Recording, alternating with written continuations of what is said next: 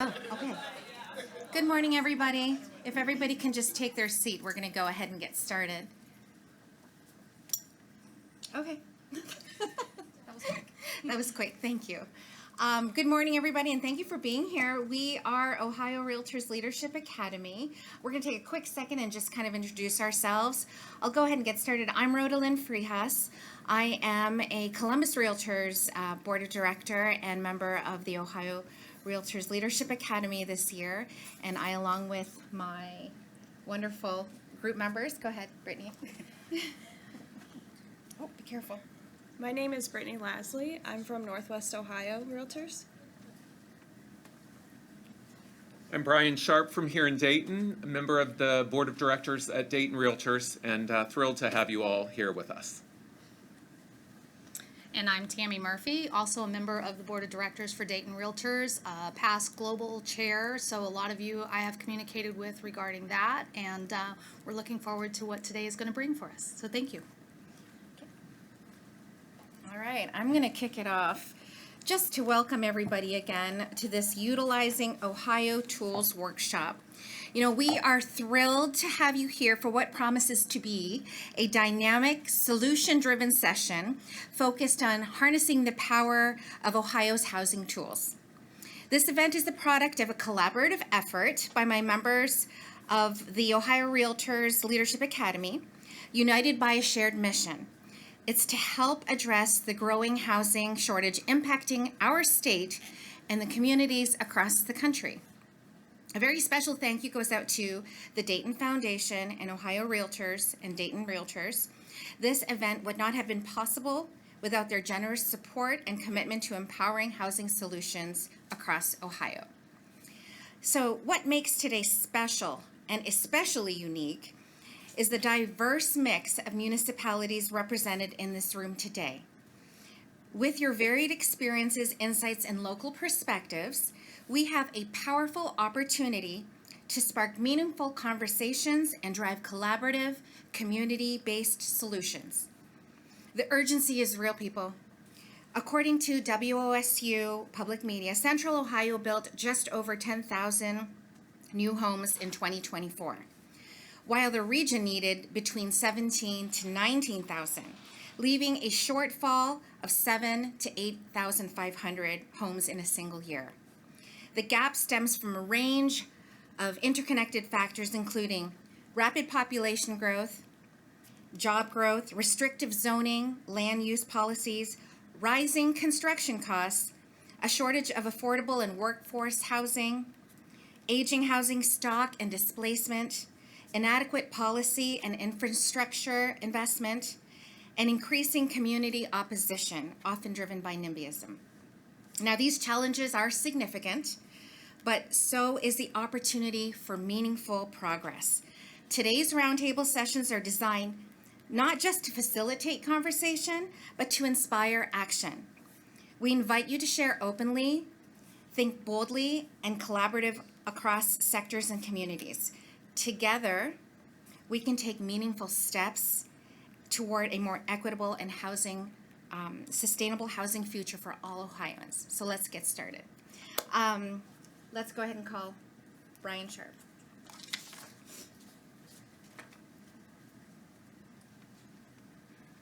All right, I am pleased to introduce Julie Sullivan. Julie is the Executive Vice President of Regional Development at the Dayton Development Coalition, where she leads regional strategies in collaboration with public, private, and nonprofit partners to grow Western Ohio's economic base. She joined the coalition in 2014, bringing more than a decade of business and economic development experience and a deep-rooted passion for the Dayton region. Prior to that, she served as Dayton Director of Business Development at the Downtown Dayton Partnership. Sullivan has been recognized by the Dayton Business Journal as 40s Under 40, Top 25 Women to Watch by Women in Business Networking, and a Power 50 business leader from 2016 to 2022. She was named one of the nation's top economic developers by Consultant Connect in 2017 and honored as an Ohio Commodore in 2022. She serves on the boards of Dayton History, Chaminade Julienne Catholic High School, and Bloom Community Services, a University of Dayton alumna. Sullivan lives in Dayton with her husband and 3 sons. Please welcome Julie Sullivan.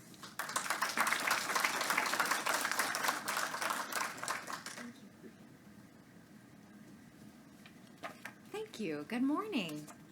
Happy to be here with you today, although I think I'm one of those factors that was mentioned that is compounding the housing problem, so I will apologize in advance for that.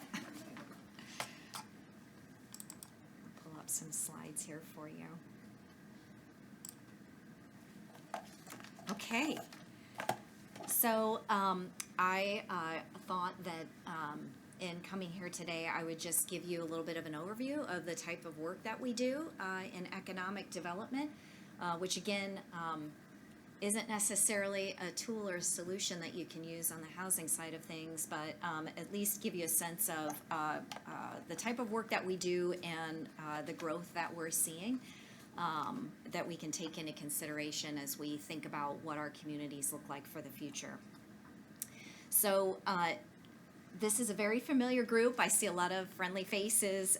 We've partnered together in a variety of different capacities, but I never want to assume that everybody's familiar with our organization. So the Dayton Development Coalition nonprofit economic development group, we represent 12 counties in Western Ohio, and we were stood up in the mid-90s at the direction of the Dayton Business Committee to do 2 things. 1, focus on economic growth across the regional community, and 2, look out for the specific health and vitality of Wright-Patterson Air Force Base as the state's largest single-site employer.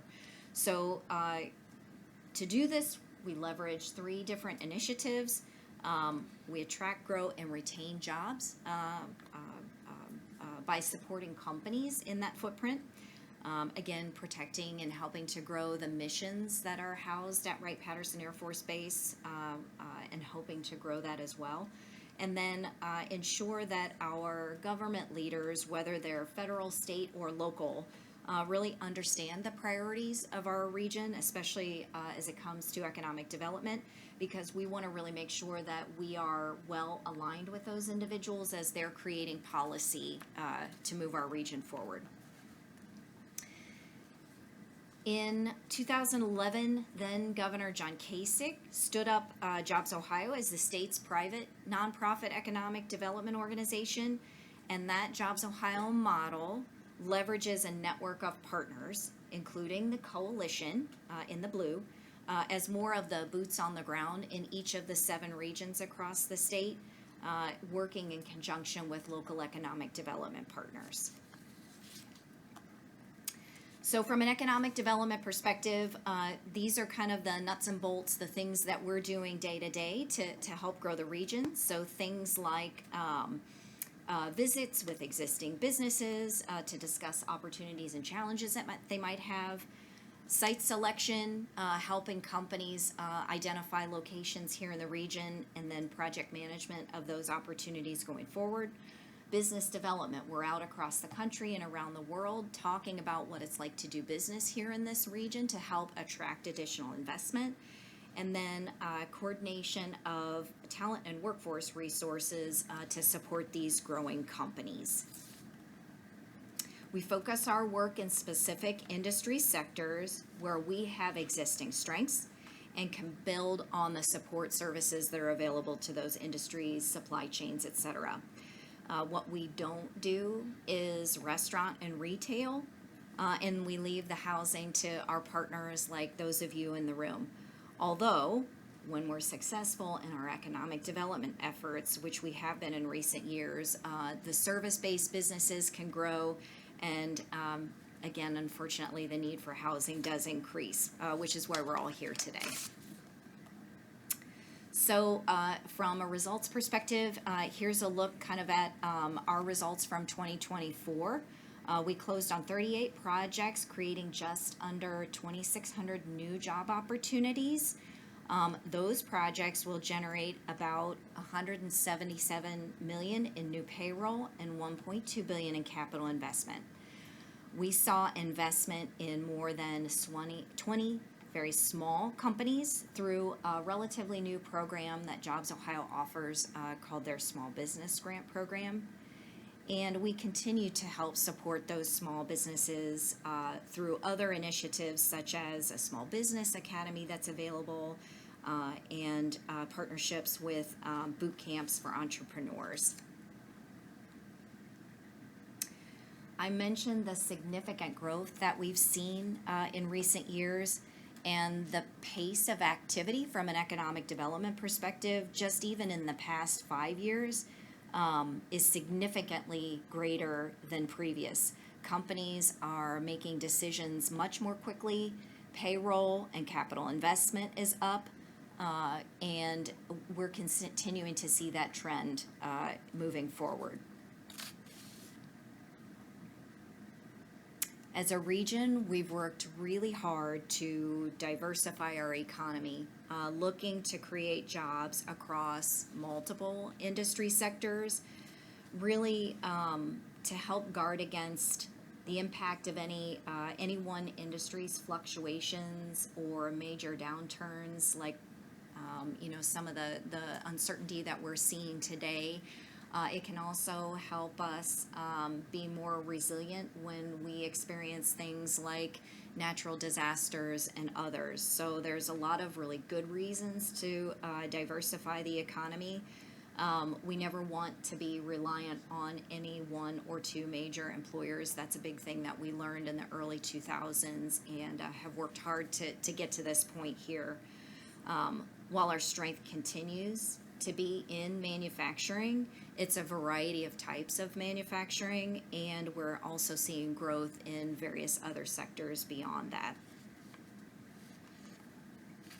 And what I find really exciting about that is that the growth really does happen all throughout our 12-county regional footprint. Industry's strong, and it's growing in all parts of the region, which is also a factor that contributes to our overall economic resiliency and diversification. It also compounds challenges that local communities have in more rural communities in terms of trying to bring on more housing. That's a unique challenge in and of itself because there's not the same density that you have in more urban areas, but that does create some challenges in those communities as well. But we do speak to points like this in terms of, when we're attracting businesses to come to the region, letting them know they can be successful no matter where they land in the region, whether it's a rural part or a closer in to Montgomery County or the traditional MSA, because the region and the state's very business-friendly environment, the solid infrastructure that we have available, low-cost utilities relative to other parts of the country, and that strong work ethic of residents in all of our communities. It's not, that work ethic piece is not necessarily something that you can necessarily see in numbers, but when they come and they visit with us, I think companies and site selection consultants are very impressed with what our regional community can do for them. 2024 was also a year of groundbreakings, grand openings, ribbon cuttings, and more. Many of the projects that we announced in recent years started construction or were officially opening for business, turning those commitments into real job opportunities for individuals in our communities. It's really exciting to see all the projects come to life. So things like Beyond Tag and West Strawfo expanding in Trotwood, Dene Development Corporation in downtown Dayton, Excelevation continues to grow in Miami Township, the Amazon facility at the airport, Libra Industries in Dayton, Oxygen in Vandalia, and many others. In particular, West Strawfo, which is an Italian power transformer manufacturer, announced it will build its first North American production facility in Trotwood with the help of The local community really stepped up for that project and engaged a developer to help them move very, very quickly to take advantage of this opportunity. And I think West Strafo is scheduled for their actual ribbon cutting and facility opening in October of this year. We celebrated the establishment of 2 vibrant community projects in Urbana and the village of Camden on opposite sides of the region, helping support growth in our smaller communities. And we actually have a couple of additional vibrant community projects to announce the second half of 2025. SNC continues to grow at the airport.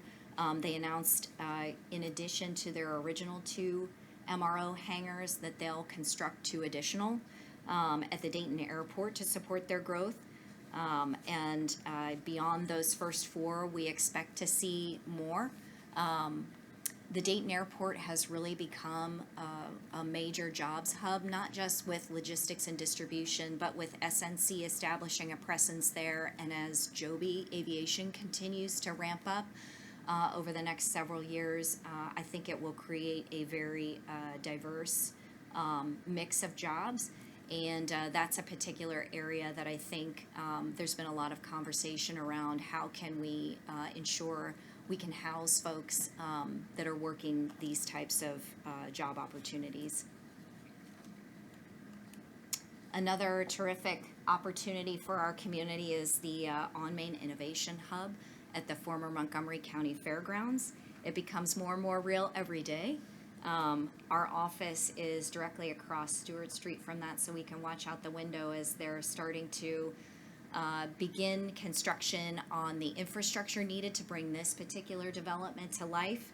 It's definitely a long-term play and a game changer for the community, but we're excited here in the next 18-ish months to see this first building come to life at the corner of Stewart and Main as the region's digital transformation center.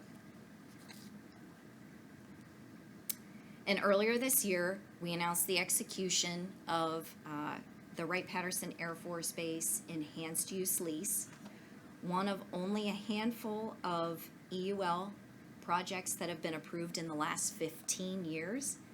This is a very unique real estate development that will support the Dayton region's role in national security by bringing the defense industry to the actual doorstep of Wright-Patterson Air Force Base.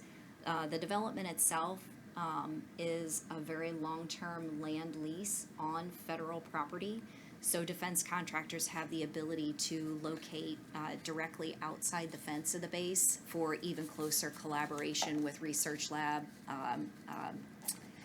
Aerospace Intelligence Center, and others. So we've seen significant growth.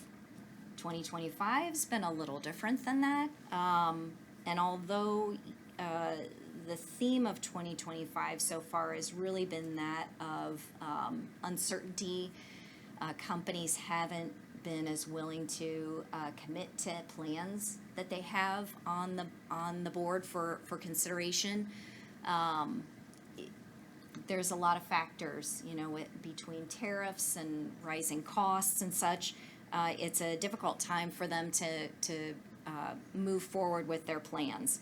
But we do continue to see opportunity, and I'd say even in the last couple 3-4 weeks, we're starting to see some of this break loose, having more conversation with businesses about potential for growth, site selection activities picking up again, which is a good sign. So, we do continue to see opportunity. It's not necessarily translating as quickly, but I think going into 2026, we'll see more.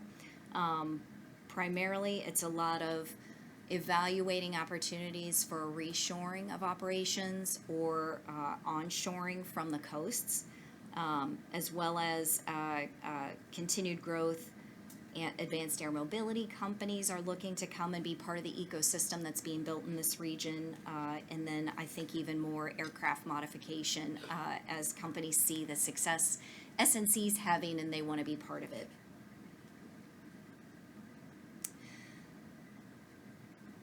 So not only do we need to have the workforce and housing, but we also need real estate sites to continue to win projects.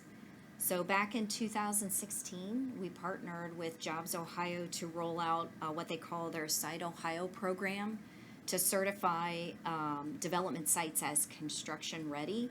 And really what that means is documenting all of the due diligence studies, confirming utility capacities, et cetera, so that we can tell a company that's evaluating the site, we have every piece of information you might need to evaluate this site and move forward with a project.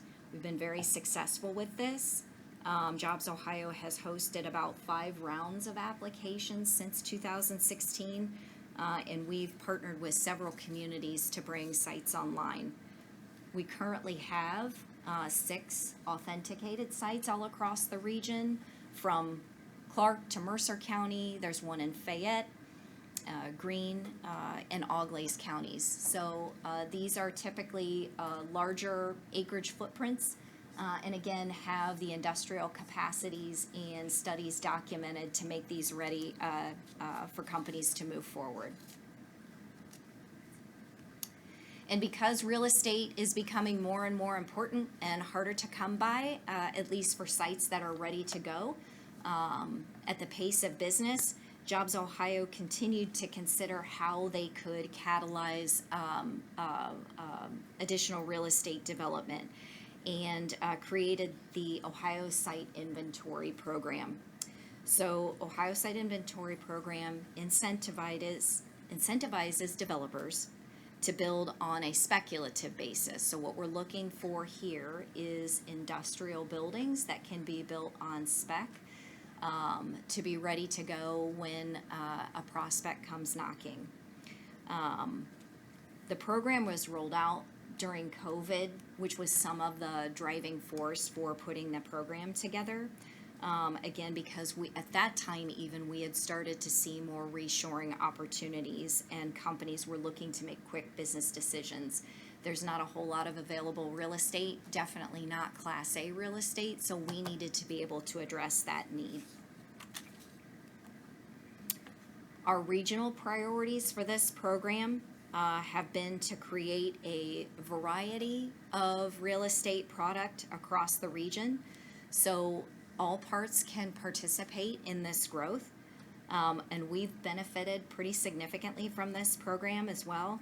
And about 70% of the product that we've brought online since the program inception is leased or sold to an end user.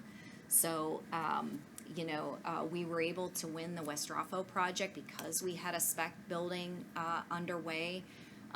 Orbis, which is a company in Urbana, was able to continue to grow instead of having to look at another market in the U.S. because we had a spec building available to them. We offered funding to the city of Springfield for them to build that National Advanced Air Mobility Center of Excellence, so we can continue to create the ecosystem for advanced air mobility companies to come to the region. And we've seen projects in the office market as well, specific to the needs of defense contractors. So office product that also offers secure spaces for defense contractors to work with, the likes of NASIC and others, has been a unique product in our portfolio.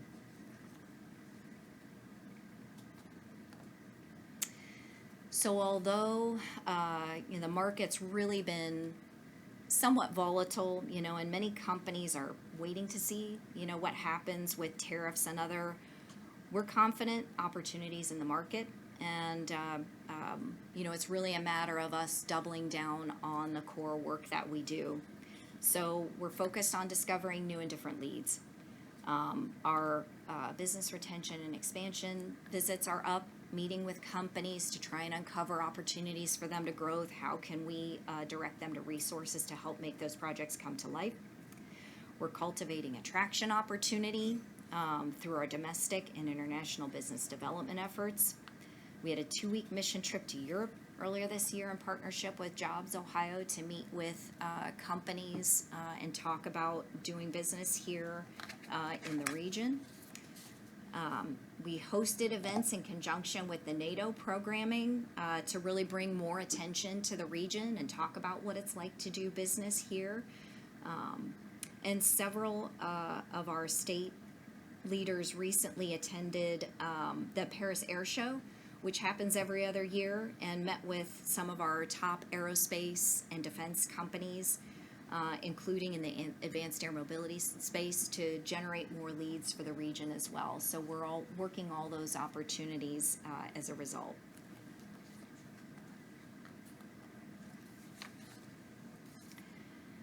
I'm really happy to have participated with your program today. Thanks for giving me the floor for a few minutes. You all are part of what makes the regional economy so successful. You wake up every day thinking about where and how to make great places for individuals to live, and we hope to continue to bring great job opportunities for those folks so that they can have a wonderful quality of life in this region. So thanks for what you do. Thanks for the opportunity. And what you do is very important to our economic development work. So we're awfully glad to continue to partner with you. Thank you.